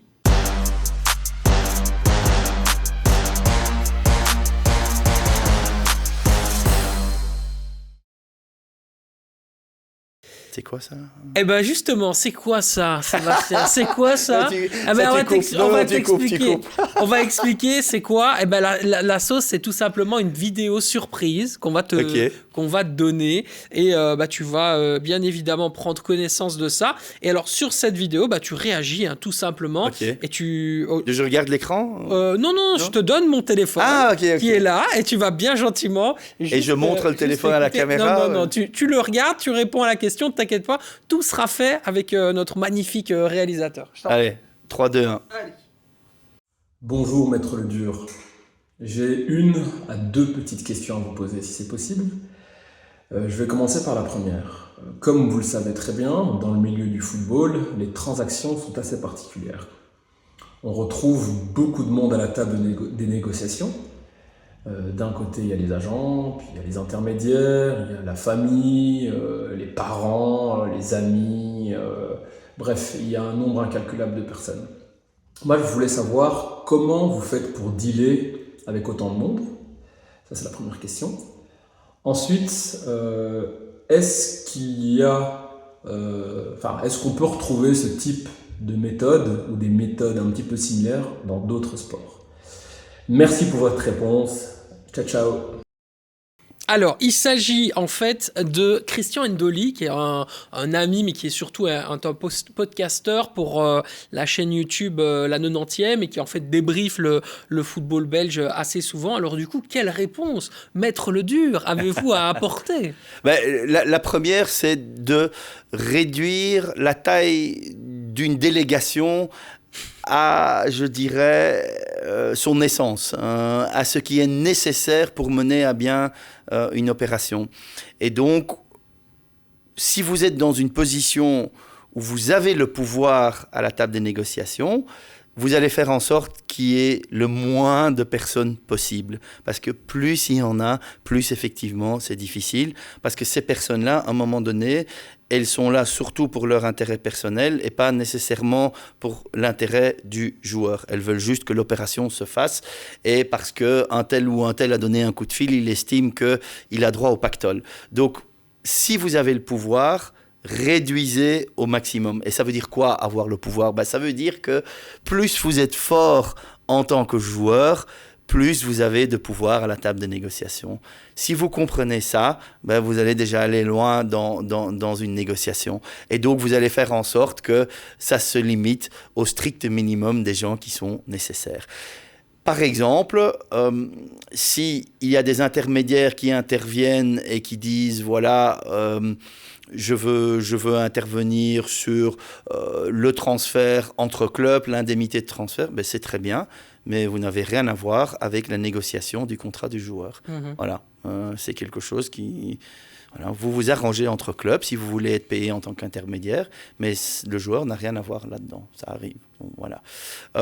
Et la deuxième question était, maintenant je l'oublie. Non, mais en fait, elle était. Tu as répondu globalement. Elle concernait en fait tout simplement le lien qu'il peut y avoir entre une fois les entourages et les avocats. Donc effectivement, tu y as, tu y as répondu. C'est parfait. Merci beaucoup, Sébastien, d'avoir été présent en off. C'était un grand plaisir de pouvoir t'accueillir. J'espère que les gens ont effectivement beaucoup plus compris ton métier. Merci en tout cas d'avoir pris ce temps pour être avec nous. On vous remercie à vous aussi qui êtes allés jusqu'au bout de cet entretien ici En Off. Bien évidemment, comme d'habitude, n'hésitez pas, le petit like et abonnez-vous si vous avez été au bout, ça fait plaisir. Si vous êtes en podcast, comme d'habitude, les 5 étoiles et le petit commentaire. Et on remercie également notre soutien Unibet Experts d'avoir été présent. On se retrouve la semaine prochaine. Prenez soin de vous, prenez soin des autres, c'est le plus important. Ciao, ciao.